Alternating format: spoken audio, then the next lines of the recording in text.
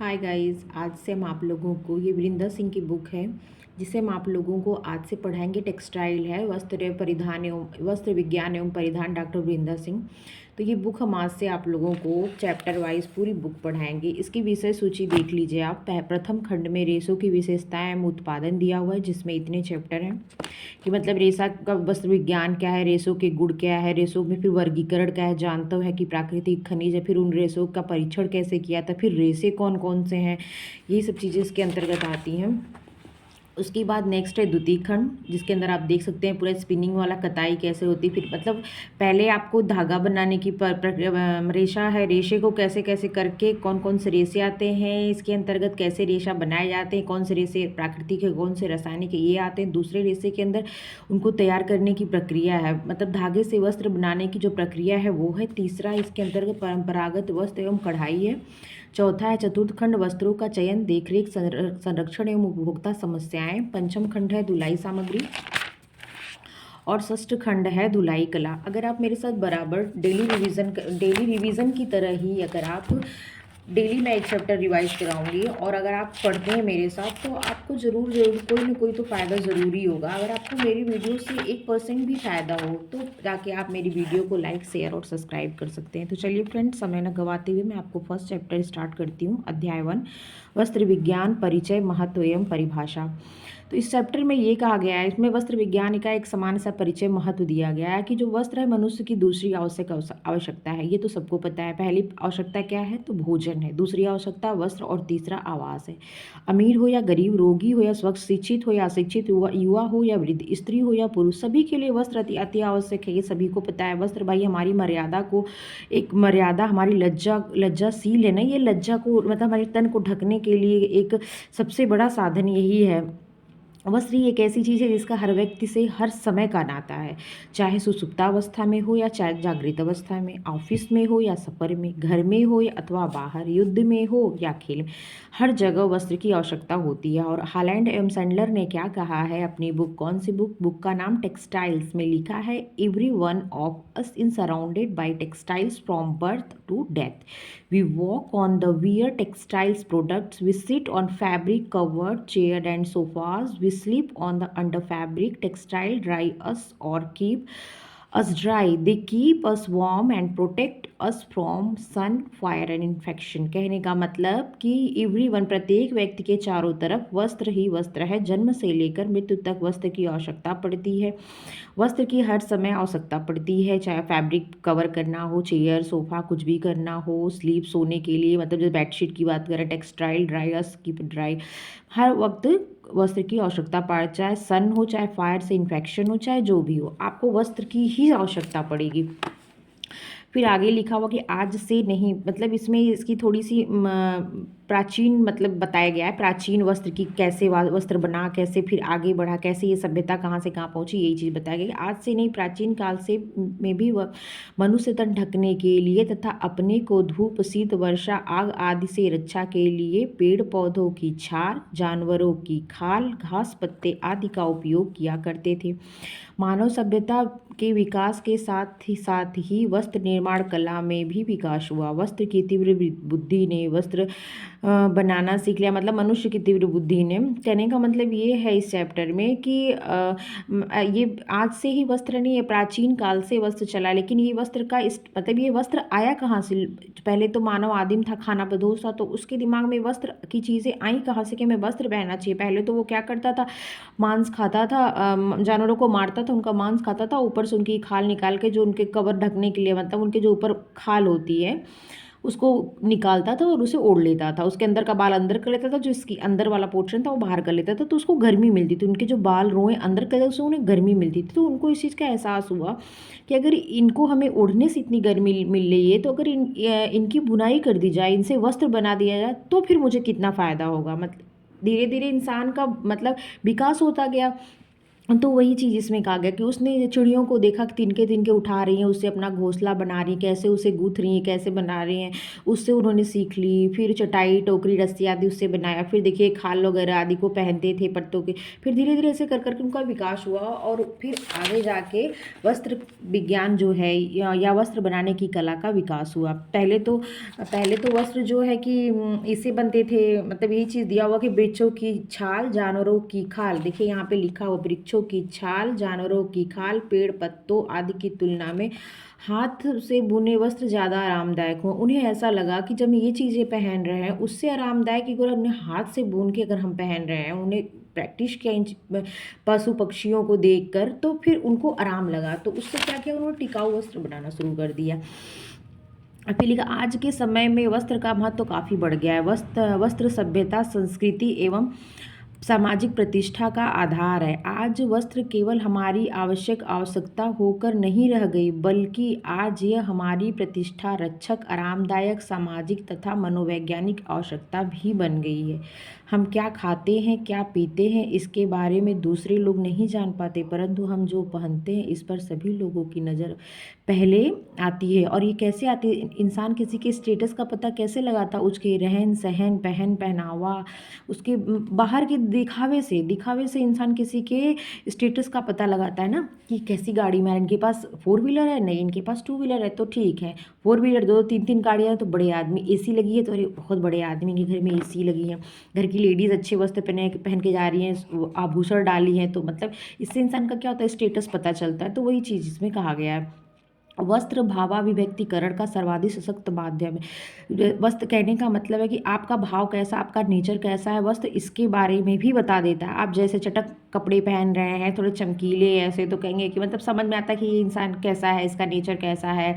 या कहीं समय के हिसाब से नहीं वस्त्र पहन रहे हैं तो इंसान आपको देख के आपके नेचर का, आपके होता है ना मेंटल स्टेटस का अनुमान लगाता है। वही सब चीज़ें इसमें कही गई हैं, कुछ खास नहीं है। लेकिन वस्त्र से हमें मानसिक बल एवं भावनात्मक संतुष्टि भी मिलती है। प्राचीन समय में वस्त्र से ही वस्त्र निर्माण कला में अग्रणी रहा। यहाँ के बुने हुए वस्त्र विश्व के लगभग सभी देशों में प्रसिद्ध थे।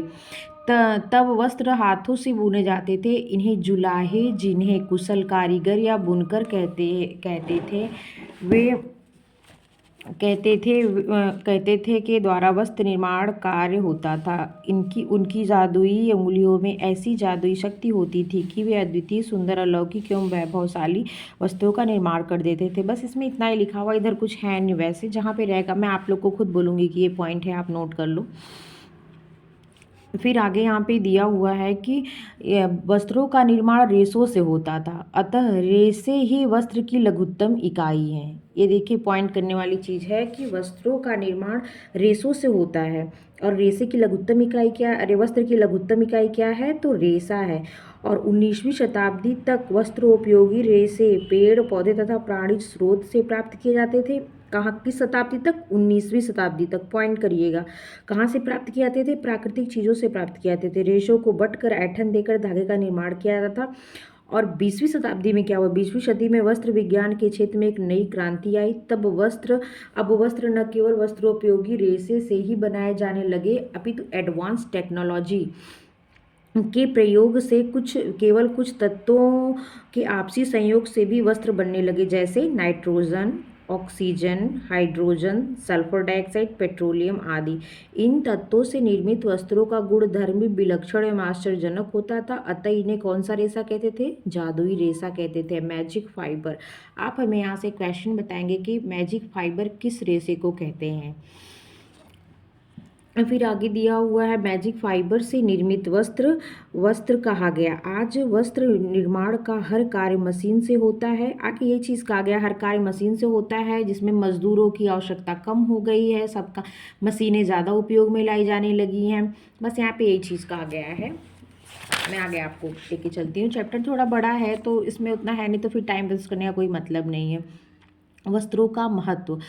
आज वस्त्र केवल हमारी आवश्यकता बनकर ही रह गई है, बल्कि आज ये हमारी शारीरिक प्रतिष्ठा रक्षक, सांस्कृतिक एवं सामाजिक आवश्यकता भी बन गई है। व्यक्ति के सुंदर ढंग से विकास में वस्त्र का महत्वपूर्ण स्थान है। इन वस्त्रों के उद्गम विशेषताओं गुण धर्म का अध्ययन ही वस्त्र विज्ञान कहलाता है। देख लीजिए यहाँ पे आप एक चीज़ देख लीजिए, लिखा हुआ कि वस्त्रों के उद्गम, मतलब वस्त्र विज्ञान किसे कहते हैं, तो वस्त्रों का उद्गम, उद्गम मीन्स विकास, जन्म। वस्त्रों का उद्गम कहाँ से हुआ, उसकी विशेषताएं क्या है, वस्त्र की मतलब विशेषताएं क्या, उसके गुण धर्म क्या, इनका अध्ययन ही क्या कहलाता है, वस्त्र विज्ञान, क्लॉथिंग टेक्सटाइल कहलाता है। अतः वस्त्र विज्ञान को हम इस तरह से परिभाषित कर सकते हैं, वह विज्ञान जो हमें वस्त्र निर्माण के लिए प्रयुक्त लघुत्तम इकाई रेशे से, देख लीजिए लघुत्तम इकाई क्या होती है, रेशा होता है। तो लिखा हुआ है कि वस्त्र निर्माण के लिए प्रयुक्त लघुत्तम इकाई रेशे से परिधान एवं अन्य उपयोग हेतु वस्त्र निर्माण करने तथा उनका संरक्षण संचयन तत् करना सिखाता है, वस्त्र विज्ञान कहलाता है। बस इतना ही नहीं कि आपको बस पता है कि रेशे के बारे में आपको जानकारी हो गई, नहीं, क्या है वस्त्र विज्ञान का मतलब ये कि रेशे से शुरू करता है, फिर पहले रेशा कैसे बना, फिर रेशे से धागा कैसे बना, धागा से कौन सी बुनाई किया हमने, बुनाई के बाद कैसे वस्त्र बना, वस्त्र बना भी तो मिल से उतरा वस्त्र गंदा होता है, उसे ग्रे गुड्स कहते हैं। फिर वहाँ से जो वस्त्र उतरा फिर उस पर हमने परिसज्जाएँ की, तो किस प्रकार का रेशा है, कौन सी परिसज्जाएँ की, कौन सी परिसज्जा कौन से रंग की, उस प्रकार के रेशे पे ज़रूरत होगी। उसके बाद फिर जब कपड़ा बन के मार्केट में आ गया और कस्टमर ने खरीद लिया, तो उसके संरक्षण और संचयन करना भी सिखाता है वस्त्र विज्ञान। मतलब इतना लंबा प्रोसेस है वस्त्र विज्ञान का। वस्त्रों की देख रेख, साज संभाल, सफाई, धुलाई, संरक्षण एवं संचयन भी वस्त्र विज्ञान के अंतर्गत ही आता है। तो हम आशा करते हैं कि इतना तो आप लोगों को क्लियर हो ही गया होगा। अभी मैं एक नज़र में सारा चीज़ आपको बता दूंगी। पढ़ने, ओढ़ने, बिछाने, घरेलू कार्यों में उपयोग, व्यक्तित्व के समग्र विकास आदि के अतिरिक्त अन्य कई कारण हैं जिनके लिए हम वस्त्र धारण करते हैं। वस्त्र के निम्नांकित महत्व हैं। देखिए वस्त्र के निम्नांकित महत्व दिया, मतलब वस्त्र का हम कहाँ कहाँ उपयोग करते हैं, उसका जो महत्व क्या है उसके बारे में उसको पॉइंट वाइज बताया गया है कि शरीर आवरण के लिए, मौसम से सुरक्षा के लिए, शारीरिक सौंदर्य एवं आकर्षण बढ़ाने में, व्यक्तित्व के निर्माण में, पर्सनालिटी डेवलपमेंट, गृह सज्जा एवं सजावट के लिए, हाउस फर्निशिंग, औद्योगिक उपयोग में, इंडस्ट्रियल यूज़, पहचान के रूप में, मार्क ऑफ आइडेंटिटी, कार्य क्षमता बढ़ाने में, टू इंक्रीज सर्विसबिलिटी, सामाजिक प्रतिष्ठा, सोशल प्रेस्टीज, मनोवैज्ञानिक सुरक्षा, साइकोलॉजिकल प्रोटेक्शन, निस्तारण की सरलता, इजली डिस्पोजल। तो यहाँ पे एक मतलब वस्त्र की विशेषता बताई जा रही है कि हम वस्त्र तो धारण करते हैं लेकिन उसकी भी विशेषताएं क्या क्या होनी चाहिए उस वस्त्र की। तो वही आगे पॉइंट करके यहाँ पे बताया है, उसको एक्सप्लेन किया है कि मैं थोड़ा थोड़ा करके बताती हूँ, वीडियो बहुत नहीं तो लंबा हो जाएगा। पहला है शरीर आवरण के लिए, टू कवर बॉडी। पहले देखिए लिखा, आदिम युग में मानव नग्न अवस्था में जंगलों में रहता था, वो जानवरों को मारता था, खाता था, फिर उनके बाद उनसे जो ऊपर के जो उनकी खाल होती थी उनको पहन लेता था। वृक्षों की छाल पहनता था, जानवरों की खाल, पत्तों आदि से तन ढकता था। उनके अंदर क्या नहीं थी, लज्जा नहीं होती थी, बस वो अपनी आवश्यकता के लिए इनकी ज़रूरत समझी और इसका उपयोग करना शुरू किया। लेकिन बाद में क्या हो गया कि लाज एवं सर्व व्यक्ति की एक स्वाभाविक प्रकृति एवं संवेग है। पहले ये चीज़ इनके अंदर नहीं थी, चीज़ बाद में आई। अतः आज हर एक व्यक्ति अपने शरीर पर इतना वस्त्र तो अवश्य ही धारण करता है जिससे कि इसकी सामाजिक मर्यादाओं की सुरक्षा हो सके।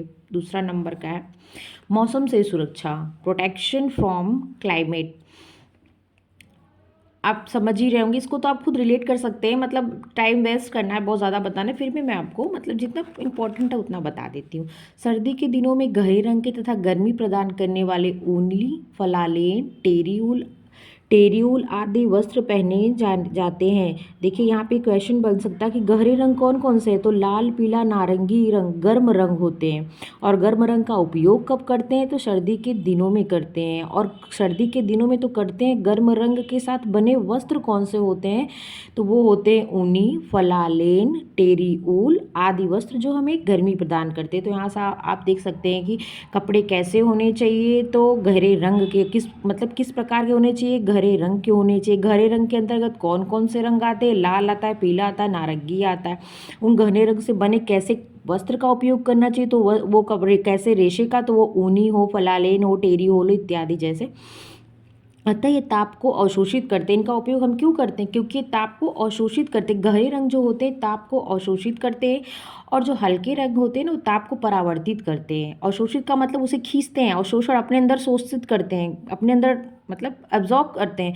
और जो परावर्तन मतलब रिफ्लेक्ट कर देते हैं, उसे फेंक देना, मतलब फेंक देते हैं, उसको परावर्तित कर देते हैं, वही चीज़ कहा गया है। तो आदि वस्त्र कहाँ पे गए? अवशोषित कर दे। इसके ठीक विपरीत गर्मी के दिनों में हल्के एवं सफ़ेद रंग सूती वस्त्रों का उपयोग किया जाता है। हल्के रंग ताप को परावर्तित कर देते हैं और शरीर तक गर्मी पहुंचने ही नहीं देते। सूती वस्त्र में अच्छी नमी अवशोषकता होती है। देखिए सब ये भी पॉइंट है, सूती वस्त्र में अच्छी नमी अवशोषकता होती है। सूती वस्त्र में किसी चीज़ को सोखने का गुण होता है। जैसे आप गर्मी के दिनों में कैसे कपड़े पहनते हैं? सूती कपड़ा ज़्यादा प्रीफर करते हैं ना पहनना। क्यों पहनना प्रीफर करते हैं? क्योंकि पसीना होता है तो उसे सोखता और आराम देता है। वो क्या होता है? ऊष्मा का सुचालक है। इस चीज़ को भी आप पॉइंट करिएगा। बहुत लोग कहते हैं ऊष्मा कुचालक है, नहीं, वो ऊष्मा का सुचालक है। इसलिए वो कपड़ा हमारे शरीर को आराम देता है। इस कारण ये पसीने को शीघ्रता से अवशोषित कर लेते हैं। इससे हवा का आवागमन अच्छा बना रहता है। फलतः ये शरीर को शीतलता एवं ठंडक पहुंचाते हैं। तीसरा पॉइंट है शारीरिक सौंदर्य एवं आकर्षण बढ़ाने में। सिंपल सी बात है, कपड़े जो जैसे क्या होता है, सभी लोगों की शारीरिक आकृति रचना पूर्ण एवं निर्दोष नहीं रहती है। उनमें कुछ न कुछ कमी रहती है, जैसे अधिक नाटा, अधिक लंबा, पेट निकला, कंधा चौड़ा, नाक चपटा, आंख धसी हुई आदि। ऐसे लोग कम ही होते हैं जिनका हर अंग एक दूसरे के बिल्कुल अनुपात में होता है। ऐसे लोग जन्मजात ही सुंदर होते हैं। तो इन लोगों की इन चीज़ों को छुपाने का आदि का भी काम क्या करता है? वस्त्र करता है। और रंग करते हैं। रंग एक जीवंत है, रंग में जीवन है। रंग छोटी चीज़ को बड़ी, बड़ी चीज़ को छोटी, पतले को मोटा, मोटा को पतला, ऐसे हमको भ्रम पैदा कर सकता है। जीवन मतलब भ्रम कैसे उसमें रंग में जीवन डाल देता है चीज़ों के अंदर, और जीवंत है रंग, ये चीज़ आप ध्यान दीजिएगा। तो ये जिनका हर अंग में, यहाँ तक लिखा, शारीरिक आकृति संबंधित दोषों को छुपाकर एवं सुंदर गुणों विशिष्टताओं को उभार कर संपूर्ण व्यक्तित्व का विकास परिधान द्वारा ही संभव है। जैसे यहाँ पर यह काम तो केवल परिधान के माध्यम से किया। कपड़े के प्रिंट, डिजाइन, छापे, रेखाओं के उचित प्रयोग, गले का आकार, अलंकरणों का उपयोग, सिलाई आदि के आवश्यक परिवर्तन करके व्यक्ति स्वयं को सुंदर बनाता है और शारीरिक दोषों को छिपाता है। इनका प्रयोग करके इंसान अपने जो ऊपर शारीरिक दोष अभी बताए हैं ना, कि सही बात है, जो जन्म से सुंदर हो, मतलब जन्म जिनके अंदर कोई कमी नहीं है, कोई हर अंग जैसे जहाँ होना चाहिए एकदम समानुपात में है, वही इंसान सुंदर है। लेकिन किसी न किसी इंसान में कुछ न कुछ जरूर ही कमी रहती है। तो वही चीज़ कहा गया। अगला पॉइंट है व्यक्तित्व निर्माण में। इन पर्सनैलिटी डेवलपमेंट, व्यक्ति को सुंदर एवं आकर्षक बनाकर दिखाने के अतिरिक्त समग्र व्यक्तित्व के विकास में वस्त्र का अमूल्य योगदान रहता है। उचित परिधान से व्यक्ति रोबीला, सौम्य, शालीन, आकर्षण, सुंदर, प्रभावशाली दिखता है। वे दूसरों से अपने आप को, जिसके पास, जैसे कहते हैं जिसके पास जो चीज़ें होती हैं तो उसका व्यक्तित्व भी निखरता है, और जिन लोगों के पास नहीं होती मन दबा दबा सा रहता है कि हमारे पास भी काश ये चीज़ होती। तो वही चीज़ लिखा हुआ है, जीवन में सफलता प्राप्त करने के लिए उचित परिधान का होना अति आवश्यक है। यह सत्य है कि जिन लोगों को किन्हीं कारणों से उचित प्रकार के परिधान उपलब्ध नहीं हो पाते, वे दूसरों से अपने आप को छिपाना चाहते हैं, वे दूसरों की निगाहों से बचना चाहते हैं। इस प्रकार उनका व्यवहार असामाजिक हो जाता है, वे दूसरों से कटने लगते हैं। यह 100% सही है। उनका वो अंतर्मुखी हो जाते हैं, उनके अंदर ही भावना पनप जाती है। तो वही चीज़ कहा गया है। आगे देखिए, परिभाषा निखिल एम डार्सी ने दी हुई है कि the clothing one wear play in importance part in one's adjustment to the social group. मतलब ये जो कपड़ा है ना, आपको सोशल ग्रुप, सामाजिक जो समूह होता है, इसके अंदर एडजस्टमेंट करने का एक बहुत ही बड़ा माध्यम है। रियान ने इस संदर्भ में कहा कि व्यक्तिगत मूल्य, रुचि और अभिवृद्धि वस्त्रों के चयन और वस्त्र से संबंधित है। व्यक्तिगत मूल्य, रुचि और अभिवृद्धि वस्त्रों के चयन और वस्त्र से मतलब उसका व्यक्तिगत मूल्य, वैल्यू जो है वो रुचि और अभिवृद्धि वस्त्रों, आप कैसा वस्त्र पहनते उसके चयन से वो संबंधित है, मतलब उस पर डिपेंड है। फिर आगे लिखा हुआ है, अतः वस्त्रों का चुनाव व्यक्तिगत रुचि, शारीरिक रचना की विशेषताओं, त्वचा के रंग, आयु, मौसम, संस्कृति, आर्थिक स्थिति आदि के अनुसार की जानी चाहिए। पाँचवां पॉइंट है गृह सज्जा। तो आपको पता है वस्त्र का उपयोग आंतरिक एवं बाह्य दोनों ही प्रकार के सज्जा के लिए प्रयोग किया जाता है। और यहाँ पे ऐसे लिखा हुआ है कि आप कहाँ इसका प्रयोग करते हैं। देख लीजिए, विभिन्न प्रकार के सुंदर सुंदर डिजाइनों के बने छोटे छोटे कालीन बिछाकर कमरे के क्षेत्र विभाजन किया जाता है। सुंदर एवं आकर्षक डिजाइनों से निर्मित sofa set, cover, cushion, bedsheet, bed, तकिया, गिलाफ, पर्दा, ड्रेपरी, टेबल मैट्स आदि का प्रयोग कर घर को सुंदर बनाया जाता है। और ये आंतरिक और बाह्य सुंदरता दोनों होती है, वस्त्र का प्रयोग किया था। आप देख लीजिए, शादी वगैरह में टेंट लगाया था तो कपड़े के ही होते हैं, और किसी चीज टेंट हो गया और दरी टाट आदि चीज़ का उपयोग किया जाता है किसी भी काम किसी अनुष्ठान में, तो वो क्या है, वो बाहर की ही ज़रूरत है ना। अंदर है आप सोफ़ा सेट, कवर, ये सब जो आगे मैंने बताया वो सब जो है आंतरिक सज्जा के अंतर्गत आ जाते हैं।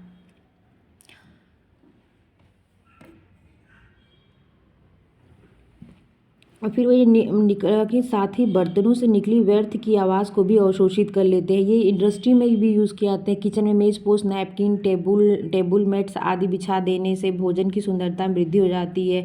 बर्तनों से निकली व्यर्थ आवाज़ को भी अवशोषित कर लेते हैं। मतलब इनका बहुत जगह। अगला है औद्योगिक क्षेत्र में। औद्योगिक क्षेत्र में इनका उपयोग ऐसे किया जाता है कि जैसे मोटर गाड़ी की गद्दी हो गई, सीट हो गई, फोम, सिंथेटिक रुई भी भरे रहते हैं। ऊपर से सुंदर डिजाइनों से निर्मित वस्त्रों का आवरण होता है। देख लीजिए, आपके जो कार वगैरह होते हैं इनमें जो कवर होते हैं, जैसे स्कूटी वगैरह में जो लेदर की कवर होती है, क्या उसमें भी कपड़े का यूज़ किया जाता है।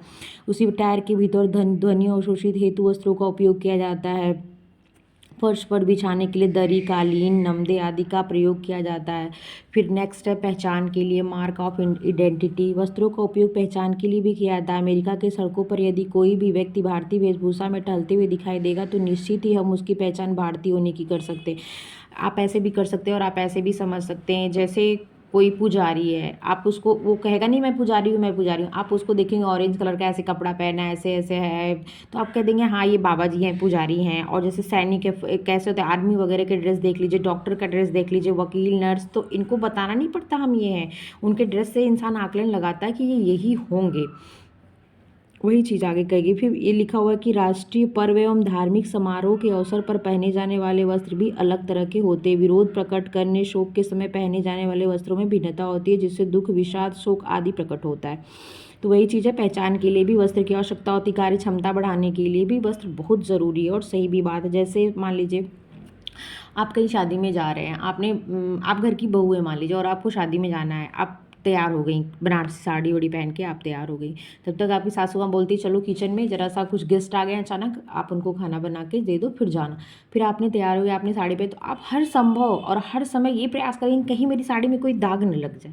तो अगर आप जैसे इजली कोई कपड़ा पहन के काम करती हो तो फटाफट ये आपको टेंशन नहीं रहता कि नहीं दाग लग जाएगा, लेकिन आप बच के करेंगी तो जो काम 4 मिनटों को बार बार आप, अरे कहीं दाग तो नहीं लगेगा, कहीं कुछ हो नहीं, तो उससे क्या होगा, आपका ध्यान जो होगा ना भंग होगा, तो आपके कार्य में रुकावट आएगी। इसलिए जैसे कपड़े भी कार्य क्षमता बढ़ाने में बहुत मतलब योगदान है कपड़े का भी। वही वस्त्र का उपयोग न केवल तन ढकने, मौसम से रक्षा, सुंदर दिखने के लिए प्रयुक्त किया जाता है, बल्कि इनका उपयोग कार्य क्षमता बढ़ाने के लिए भी किया जाता है। जैसे आज के भाग दौड़ वाली संघर्ष में जिंदगी में जिन्हें रखने, उठाने, धुलाई, सफाई, संचयन, संरक्षण आदि में झंझट नहीं करना पड़े। मतलब यही कहने का मतलब है कि कपड़े आरामदायक हो, कंफर्टेबल हो, धुलने में, वॉश करने में आसान हो, ये सब चीज़ें का आगे कपड़े ऐसे होने चाहिए। अगला है सामाजिक प्रतिष्ठा में। सामाजिक प्रतिष्ठा में मनुष्य एक सामाजिक प्राणी है, ये तो सभी जानता है। वह समाज में रहता है। समाज में रहने के अपने मूल्य, मर्यादाएं और मान्यताएं होती हैं। इन मर्यादाओं की रक्षा के लिए उचित प्रकार के वस्त्र पहनने आवश्यक होते हैं। मर्यादा जैसे देखिए, उचित प्रकार के वस्त्रों के प्रयोग से व्यक्ति की परिष्कृत रुचि का आभास मिलता है। शादी विवाह, तीज त्योहार तथा विशेष अवसरों पर धनाभाव अथवा अज्ञानतावश यदि उचित प्रकार के समयानुकूल वस्त्र नहीं पहने जाएंगे तो व्यक्ति अनादर का पात्र बनता है। वही चीज़ सामाजिक प्रतिष्ठा में भी वस्त्र का। मनोवैज्ञानिक सुरक्षा, जैसे आपने आपको बताया ना कि अगर मान लीजिए जैसे कोई काम करने वाली बाई है, तो अगर उनके बच्चे हैं तो उनके यहाँ धन का अभाव है ही, रहेगा ही, बेचारी कितना कुछ कर पाएंगी छोटी से काम से। तो अगर उनके घर में मान लीजिए उनकी जो साहब है जो जहाँ वो काम करती है, तो अगर उनके छोटे बच्चे कपड़ा उनका बच्चा पहन रहा है, तो उस बच्चे के अंदर ज़रूर ये माने कि मैं किसी का कपड़ा पहन रहा हूँ, अगर उसे पता चल जाएगा तो ऐसे ऐसे करते कि लिखा हुआ कि हम समायोचित परिधान हमारे भीतर आत्मबल एवं आत्मविश्वास जागृत करते हैं, हम दूसरों के सामने आने में नहीं सकते, अतः हीन ग्रंथियाँ नहीं पनपने पाती। अक्सर ऐसा देखा गया कि जिन बच्चों के माता पिता धनाभाव के कारण दूसरे बच्चों के उतरने वाले वस्त्रों को पहनाते हैं, उन बच्चों में हीन भावना धीरे धीरे घून की तरह लग जाती है। वही चीज़ कहा गया कि ये व्यक्तित्व का विकास भी करने में, मतलब व्यक्तित्व का विकास भी करते हैं वस्त्र। निस्तारण की सहायता, डिस्पोजल की बात की गई है। डिस्पोजल आप समझते, जैसे आप शादी में गए तो नैपकिन यूज़ करते, क्या है वो भी तो एक तरह से कपड़ा, रेशा किसी चीज़ से बना कपड़ा ही है, तो इस डिस्पोजल नैपकिन हो गई। और जैसे आप हॉस्पिटल वगैरह में पट्टियाँ हो गई, रुई हो गए, बैंडेज हो गए, सैनिटरी पैड हो गए, तो ये सब क्या है, ये सब निस्तारण, ईजिली डिस्पोजल, ऐसी चीज़, मतलब वस्त्र, ऐसे वस्त्र जो ईजिली डिस्पोजल हो जाते हैं। तो बस यही चीज़ कहा गया। अगला पॉइंट है वस्त्र विज्ञान का महत्व एवं क्षेत्र।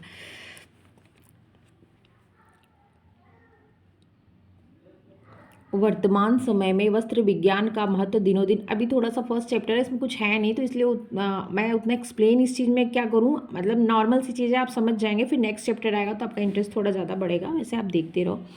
दिनों दिन बढ़ता जा रहा, आज बाजार में इतने तरह के वस्त्र आ गए हैं कि उनके चयन में भी बेचैनी, घबराहट, एवं कन्फ्यूज़न होता है। सिंपल बात, आप कहीं शॉप पे जाओ, जितने कपड़े अगर आपको दिखाते चला गया दुकानदार, तो आप जितने कम देखेंगे उसमें सेलेक्ट कर लेंगे, और अगर आप जितने ज़्यादा कपड़े देखेंगे उसमें भी आप सेलेक्ट नहीं कर पाएंगे, और जितने कपड़े आते जाएंगे उसमें आपका कन्फ्यूज़न भी बढ़ता जाएगा। वही चीज़ ऊपर कह रहे हैं।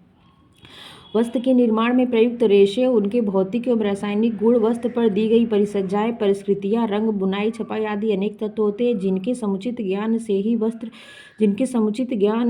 वस्त्र चयन में निर्णय लेने की क्षमता आती है और व्यक्ति सही निर्णय ले पाता है। अतः आज का वस्त्र विज्ञान का क्षेत्र केवल रेशे से वस्त्र निर्माण तक ही सीमित नहीं रहा, बल्कि विभिन्न रेशों की विशेषताओं, गुणधर्म, प्रकृति, उनसे बने वस्त्रों की उपयुक्तता, उन पर की जाने वाली परिस्कृतियाँ, धुलाई प्रक्रिया, दाग धब्बे छुड़ाना, संचयन एवं संरक्षण भी इसी के अंतर्गत आता है। कहने का मतलब महत्व और क्षेत्र की बात कर रहा है यहाँ पे, कि ये सब भी उस वस्त्र विज्ञान के अंतर्गत ही आता है। फिर यही आगे चीज़ को थोड़ा एक्सप्लेन कर दिया और कुछ दिया नहीं है खास।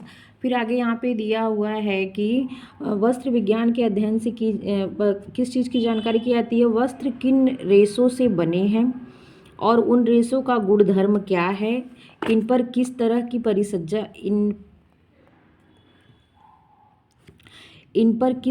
परिसज्जा की गई है, उनकी धुलाई कैसे और किन शोधक पदार्थों से की जानी चाहिए, रंग पक्का है अथवा कच्चा, मौसम के लिए अनुकूल है अथवा नहीं, इन सारी बातों की जानकारी वस्त्र विज्ञान के अध्ययन से की जाती है। देख लीजिए यहाँ पे दिया गया कि वस्त्र विज्ञान के अध्ययन से क्या क्या चीज़ें आपको पता चलती हैं। तो प्रत्येक वस्त्र के बारे में शून्य से लेकर शिखर तक, मतलब जितनी भी जानकारी हो, नीचे से लेकर ऊपर तक जितनी भी छोटी सी हर चीज़ वस्त्र विज्ञान के अंतर्गत ही आपको आता है।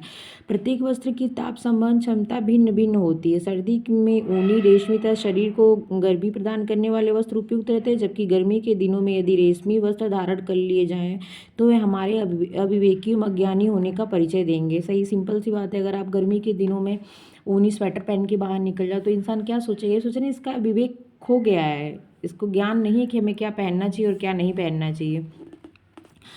अतः गर्मी के दिनों में हल्के या सफ़ेद सूती, और क्यों पहनना चाहिए, गर्मी के दिनों में हल्के कपड़े पहनना चाहिए। आगे आपने देखा था कि सूती रंग क्या करता है, प्रकाश को परावर्तित करता है, और जो गहरे रंग होते हैं वो अवशोषित करते हैं। गर्मी को, धूप है तो उसको अवशोषित कर, गर्मी को अवशोषित करते हैं, तो आपकी स्किन को उस समय वो आराम देते हैं। प्रयोजन को ध्यान में रख के पहने जाने वाले वस्त्र का चुनाव प्रयोजन के आधार पर भी किया जाना चाहिए।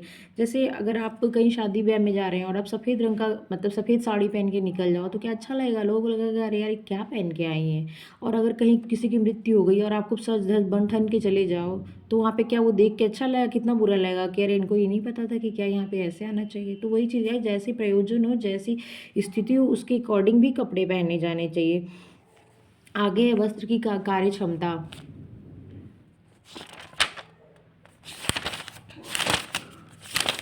बस यहाँ पे पॉइंट खत्म हो जाएगा। शब्दावली वाला नेक्स्ट कल मैं बताऊंगी। वस्त्र की कार्य क्षमता को ध्यान में रखकर भी वस्त्र खरीदे। इसके अंतर्गत वस्त्र की मजबूती, टिकाऊपन, रंग रूप, सिलवट, प्रतिरोधक क्षमता, सुंदरता, डिजाइन, धुलाई क्षमता आदि सभी आते हैं। किसके अंतर्गत? वस्त्र की कार्य क्षमता के अंतर्गत ये सब चीजें आते हैं।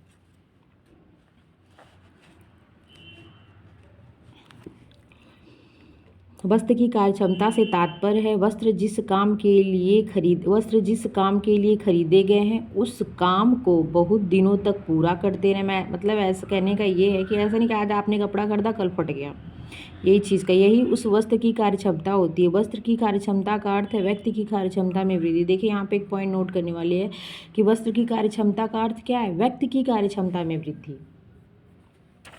और नेक्स्ट पॉइंट है टिकाऊपन, ड्यूरेबिलिटी। ये वस्त्र क्रय करते समय इसकी मजबूती एवं टिकाऊपन पर ध्यान देना नितांत जरूर, क्योंकि वस्त्र रोज रोज नहीं खरीदे जाते। सिंपल सी बात है, आप रोज रोज वस्त्र नहीं खरीद सकते हैं। एक बार आप वस्त्र खरीदते हो तो उसको बहुत जगह यूज़ करते हो, पहनते हो, जब फट जाता है तो फेंकते, या डल हो जाता है तो फेंकते। तो और रोज़ रोज़ खरीदने वाली चीज़ नहीं है, आपका पैसा भी जाएगा और आपका समय भी जाएगा। तो वही तो इस चीज़ों को ध्यान में रख के खरीदना चाहिए कि वस्त्र मजबूत हो।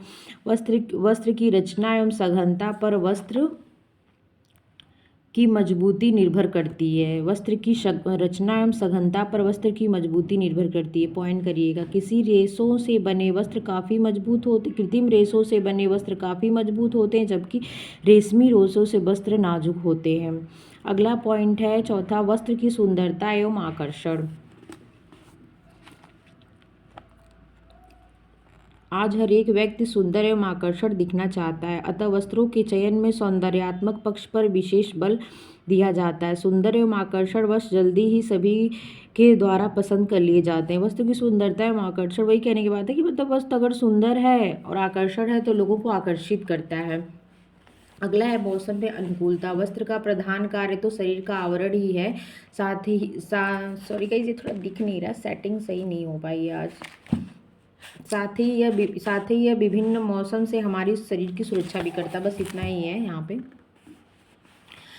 फिर यहाँ पे देख लीजिए, परिधान हेतु वस्त्रों का चुनाव मौसम के अनुकूल होना चाहिए। गर्मी के मौसम के लिए हल्के रंग के सूती वस्त्र अच्छे रहते हैं। सूती वस्त्रों में ताप के संवहन का श्रेष्ठ गुण समाहित रहता है। इसकी आर्द्रता और शोषण क्षमता भी अधिक रहती है। इस कारण यह शरीर से निकले पसीने को शीघ्रता से सोख लेता है, अतः त्वचा के लिए सुखद होता है। हल्के रंग के वस्त्र ताप को परावर्तित कर देते हैं और शरीर तक गर्मी नहीं पहुँचने देते, फलतः शरीर ठंडा रहता है। वर्षा से रक्षा के लिए जल अभेद, जैसे आप पहनते ना रेन कोट, वही चीज़ करा। और जैसे छतरी हो गई, आप यूज करते हैं छाता बरसात में, वही चीज़ है जल अभेद, जो जल कपड़े को भेद के अंदर न जा पाए। तो वर्षा से रक्षा के लिए जल अभेद वस्त्र जैसे बरसाती छाता आदि का प्रयोग किया जाता है। सर्दी के दिनों में गहरे रंग के गर्म ऊनी वस्त्रों का प्रयोग करना उत्तम रहता है। गहरे रंग के वस्त्र ताप को अवशोषित करते हैं और शरीर को गर्म रखते हैं। गहरे रंग के वस्त्र ताप को अवशोषित करते हैं, हल्के रंग के वस्त्र ताप को परावर्तित करते हैं। अगला पॉइंट है 6, वस्त्र का रंग।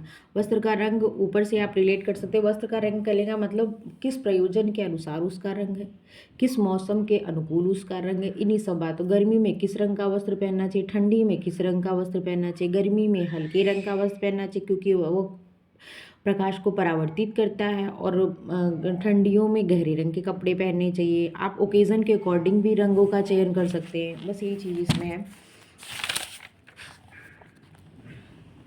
अगला पॉइंट है फैशन एवं शैली। वस्त्रों के विवेकपूर्ण चयन एवं खरीदारी में प्रचलित फैशन एवं शैली को भी ध्यान में रखना आवश्यक है। खासकर युवा पीढ़ी तो प्रचलित फैशन के अनुरूप ही वस्त्र पहनना पसंद करती है। ये भी क्वेश्चन है, फैशन के अकॉर्डिंग वस्त्र कौन पहनना चाहता है? तो युवा वर्ग। इससे ज़्यादा आकर्षित कौन होता है? युवा वर्ग। वस्त्र चाहे कितने ही सुंदर, आकर्षण एवं बहुमूल्य क्यों न हो, यदि वे प्रचलित फैशन के अनुरूप नहीं है तो कोई भी युवक युवती इसे पहनना पसंद नहीं करेगा। परंतु फैशन किस सीमा तक की जाए, इस बात पर भी ध्यान देना आवश्यक है। फैशन और शैली समय समय पर परिवर्तित होते रहते हैं। पॉइंट है देखिए ये कि फैशन और शैली क्या होते हैं? परिवर्तनशील होते हैं, समय समय पर परिवर्तित होते रहते हैं। अगला पॉइंट है किस्म एवं श्रेणी। किस श्रेणी का कहने का मतलब है क्वालिटी एंड ग्रेड। आप देते हैं ना स्टेपल फिलामेंट, वही कहना है छोटे धागे, बड़े धागे और डेनियर मतलब पतले धागे हैं कि मोटे, उनका व्यास ज़्यादा है कि कम है, यही सब चीज़ें इसके अंतर्गत है। वस्त्र के किस्म एवं श्रेणी को समझने में वस्त्र विज्ञान सहायक है। रेशों का उद्गम क्या है, किस प्रकार के रेशों से उत्तम प्रकार के वस्त्रों का निर्माण हुआ है। स्टेपल रेशा, फिलामेंट रेशा। स्टेपल रेशा किसे कहते हैं, फिलामेंट रेशा किसे कहते हैं, किस रेशे से अच्छे वस्त्र बनते हैं, आप हमें कमेंट बॉक्स में बताएंगे। यदि खरीद रहे तो अच्छी किस्म के ऊन की पहचान क्या है, वस्त्र पर किस तरह की परिसज्जाएं दी गई हैं, आदि बातों का ज्ञान गृहिणी को होना चाहिए। इन्हीं सब चीज़ों मतलब इसमें कुछ है नहीं, बस ये हल्का हल्का मैं आपको इसलिए बता देती हूँ। वस्त्र की धुलाई, वस्त्र की धुलाई कैसे की जाती है, ये बहुत ही इंपॉर्टेंट है वस्त्र विज्ञान में। लिखा है कि ऊनी एवं रेशमी वस्त्रों को जहाँ हल्के हाथों से गूंथना एवं निपीड़न, निष्पीड़न भी कह सकते हैं, गूंथना और निपीड़न विधि से धोया जाता है। वहीं मोटे एवं भारी सूती वस्त्रों को ब्रश से रगड़ कर, भट्ठी देकर, मुंगरे से पीट पीट कर भी धोया जाता है। यदि सूती वस्त्र को धोने की विधि से ही रेशमी या ऊनी वस्त्र को धोया जाए तो वे निश्चित ही वे क्या हो जाएंगे, खराब हो जाएंगे। मतलब दिया ना, निश्चित ही ऊनी एवं रेशमी वस्त्रों को भारी नुकसान हो जाएगा। और एक तो ऐसे यहाँ पे लिखा हुआ है चौरस, कुछ को चौरस स्थान पर पूर्व में बने ड्राफ्टिंग पर फैलाकर भी धोया जाता है या सुखाया जाता है सॉरी। तो आप बताइए कौन सा वो फैब्रिक है जिसको, फैब्रिक से बने वस्त्र हैं कि जिसको धुलने के लिए उसको ड्राफ्ट की ज़रूरत होती है, चौरस स्थान की ज़रूरत होती है। अगला पॉइंट है वस्त्रों की देखरेख एवं सुरक्षा एवं संचयन। वस्त्रों की देखरेख, सुरक्षा एवं संचयन। वस्त्रों के उचित एवं नियमित देखरेख, सुरक्षा एवं संचयन से उनकी मजबूती बनी रहती है। सही बात है, अगर आप कपड़े का ध्यान रखेंगे कि उसको कितने टेम्परेचर में प्रेस करना है, कैसे उसको सुखाना है, अगर आप इन सब चीज़ों का ध्यान रखें तो कपड़ा आपका लॉन्ग टाइम तक चलेगा। किस कपड़े पे फफूंदी लग जाती है, किस कपड़े पे कीड़े लग जाते हैं, कौन से कपड़े को आप टांग के छोड़ नहीं सकते हैं, अगर आपको इन सब चीज़ों का ज्ञान है तो आपका कपड़ा जो है ना लॉन्ग टाइम तक चलेगा और आपके ही समय और आपके पैसे की बचत होगी। तो इस आपको इन सब चीज़ों का ज्ञान कहाँ से होता है, आपको इन सब चीज़ों का ज्ञान वस्त्र विज्ञान से होगा। और लास्ट अगला है मूल्य, वही कॉस्ट, मतलब कॉस्ट भी विभिन्न प्रकार के रेशों के आविष्कार से आज बाजार में विभिन्न प्रकार के वस्त्र विभिन्न मूल्य में बाजार में उपलब्ध हैं। फलतः निर्णय करना जटिल एवं कठिन हो गया, परंतु आवश्यकता इस बात की है कि सही मूल्य में सही वस्त्र खरीदे जाएं। फलतः कहने का मतलब कि इतना विविधता हो गई बाज़ार में और इतनी भ्रामक चीज़ें आ गई हैं कि आप अंदाज़ा ही नहीं लगा सकते कि जैसे आप कांचीवरम की साड़ियाँ अगर कोई वही चीज़ महंगी 10,000 20,000 लाख रुपए की मिल रही तो वही कांचीवरम उसी की कॉपी करके वही चीज़ आपको 500-600 में भी मिल सकती है। तो वही चीज़ है, वही भ्रामक हो गया। बस अब मार्केट क्या है, बहुत ही मतलब मार्केट, वही इंसान चीज़ों को परख सकता है और सही चीज़ों की पहचान कर सकता है जिसको इन सब चीज़ों का ज्ञान हो और जिसे बाद में पछताना ना पड़े। अगला पॉइंट है वस्त्र के महत्व को समझने की क्षमता। आधुनिक समय में वस्त्रों का महत्व बहुत अधिक बढ़ गया है। व्यक्ति के सामाजिक प्रतिष्ठा एवं संस्कृति का अनुमान वस्त्रों से लगाया जाता है। यह सच है कि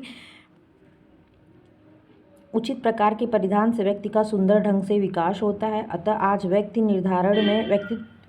व्यक्तित्व निर्धारण में वस्त्र अमूल्य योगदान करते हैं। जैसे आप इंटरव्यू वगैरह में गए तो आपको पता है ना कि मैं कैसे कपड़े पहन के जाने, कैसे क्या करने। अगर आप वहाँ ढंग से नहीं गए तो वो आपके ड्रेस को ही देख के, मतलब आपके ड्रेस सेंस को देख के ही वो आपका आकलन कर लेंगे कि आप क्या चीज़ है। तो इसलिए हर जगह हर समय के हिसाब से भी वस्त्र पहने जाते हैं, उसकी भी समझ होनी चाहिए। ये सब चीज़ें आपको कहाँ पता चलेंगी, तो वस्त्र विज्ञान में। देखिए यहाँ पे लिखा वस्त्र के महत्व संक्षेप में एक नज़र में कहाँ कहाँ होता है। तो आपको मैंने जी थोड़ा जितना एक्सप्लेन किया है आप इन पॉइंट को समझ सकते हैं। पहचान बनाने में, जैसे पहचान बनाने में नेता हो गए, वकील, डॉक्टर, ये सब क्या हैं, तो इनके कपड़े से इनकी पहचान है। संत हो गए, साधु के, इनके कपड़े से इनकी पहचान है। सामाजिक मान मर्यादा एवं प्रतिष्ठा बढ़ाने में शरीर आवरण के, शरीर को ढकने के लिए तो कपड़ा विशेष रूप से जरूरी है। निस्तारण के लिए डिस्पोजल नैपकिन हो गया, आपका नैपकिन हो गया, पट्टियाँ हो गई, बैंडेज हो गए हैं, और आप जो ये सैनिटरी पैड यूज़ करते हैं ये सब हो गए। मौसम से सुरक्षा, गर्मी के दिनों में मोटे कपड़े ठंडी के दिनों में मोटे कपड़े पहनने हैं, गर्मी के दिनों में हल्के रंग के कपड़े पहनने हैं, कौन से रेसे यूज़ करने, ये सब चीज़ों का ज्ञान। मनोवैज्ञानिक सुरक्षा, वही चीज़ मनोवैज्ञानिक आपको बता दिए। व्यक्तित्व के निर्माण में, कार्य क्षमता बढ़ाने में, गृह सज्जा एवं सजावट में, और शारीरिक सौंदर्य बढ़ाने में, औद्योगिक क्षेत्र में, चिकित्सा के क्षेत्र में। तो गाइस हम आपको यहीं पे आज ख़त्म करते हैं, वीडियो बहुत लॉन्ग हो जाएगा तो पढ़ के मतलब बोरियत फील होता है। फिर मैं आपको नेक्स्ट कल बताती हूँ। तब तक के लिए बाय बाय। और अगर आपको मेरा चैनल अच्छा लगे, मतलब आपको वीडियो पढ़ के समझ आए, तो आप मेरा channel please like share subscribe करना। Thank you.